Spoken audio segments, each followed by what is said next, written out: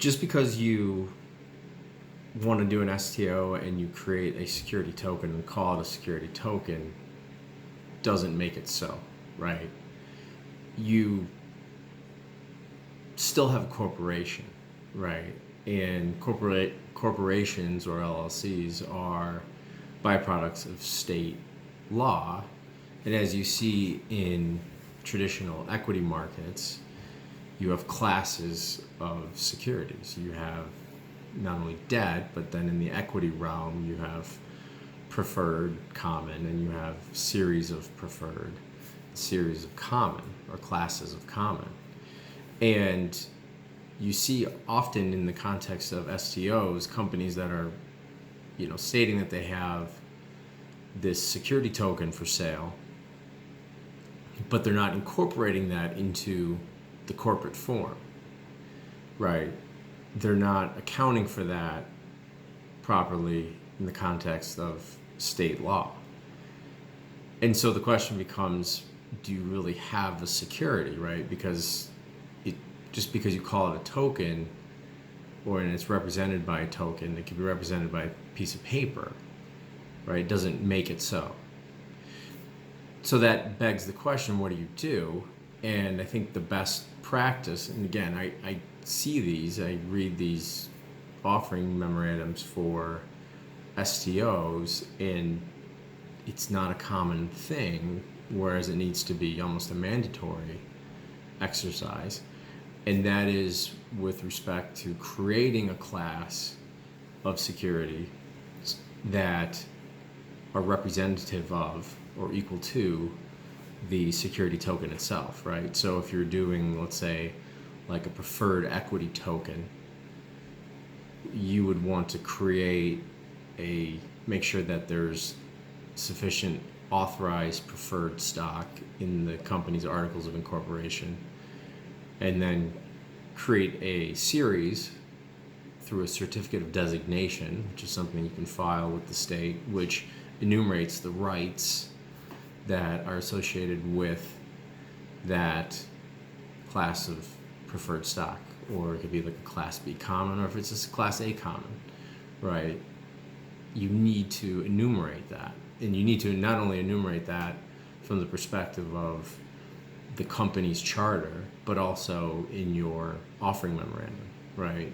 Because if not, nobody knows what they're getting, right? And it opens the door to mass chaos and lawsuits and things of that nature when people don't know what they've effectively bought.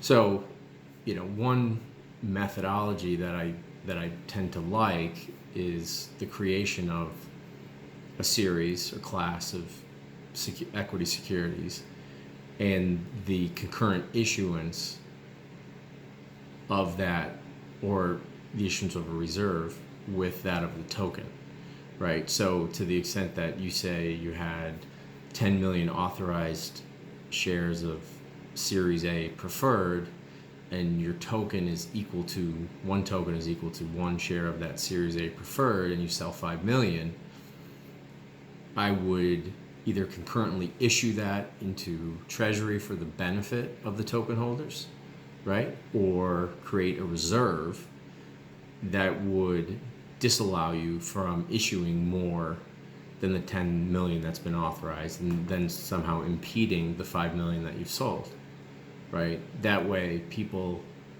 have some protection that what they have is in fact representative of the security that you're representing to sell and the rights associated therewith.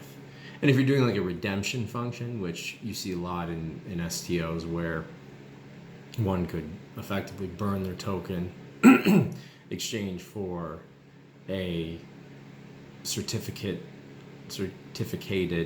share of some form of equity, then of course you have to do this, right? You would have to have some reserve, and that's really where custodians and transfer agents kind of come into play, because they can hold that reserve and account for those shares. And it's a very good idea to engage a transfer agent to the extent that you can, because it's a very cost-effective way of effectively keeping track of what you have, right, and what you've issued.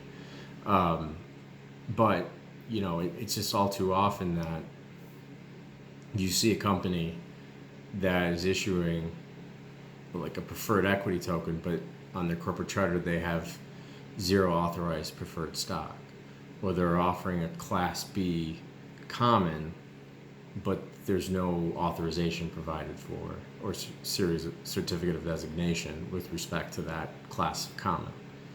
And so there has to be, right? There has to be, in order to effectively be honest with your investors and to provide them some level of protection as it relates to what they're purchasing in an STO, because the STO obviously takes, you're taking it outside of the 400, 500 plus years of the issuance of equity and going on blockchain. Well, you have to mesh the two, and you have to provide for that accounting, right, that relates to both sides of the transaction. So that's my take on a problem that I see all too often, but it can be easily solved, right? Even if if you issued an equity token and didn't account for that in the articles of incorporation, simple filing, right? It can be simply fixed after the fact if you had to do it, but definitely something to be aware of. And if you have any questions, definitely hit me up,